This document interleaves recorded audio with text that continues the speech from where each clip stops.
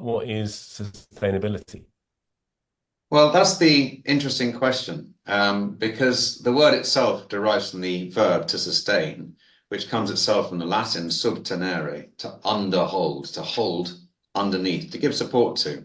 So it's a word it's a verb that's been kicking around for a very long time. It comes from the French, it comes from the Latin Vulgate, it goes back a long, long time. And from that, you have the adjective sustainable, but the noun that derives from the adjective that derives from the verb, sustainability, is relatively recent.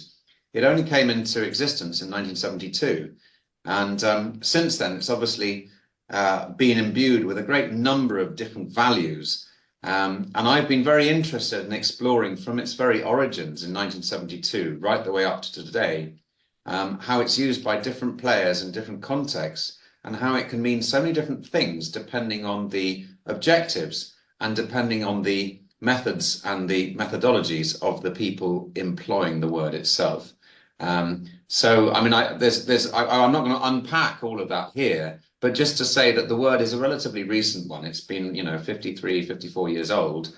And in the ensuing half century, it's become used in so many different contexts that the actual question of what it means is a very interesting one that can take you down some very interesting paths, such as I've been exploring over many years.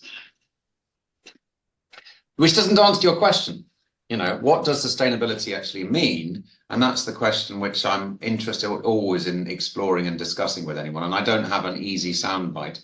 And just to give a very quick answer to that, if you were to ask anyone, and if you were to look online, for example, and I know this because many of students here, when we've done one of the essay questions, which is on the history of sustainability, the immediate definition for sustainability comes from 1987 from the Brundtland report, which was commissioned by the UN for Gro Brundtland, who used to be the Prime Minister of Norway.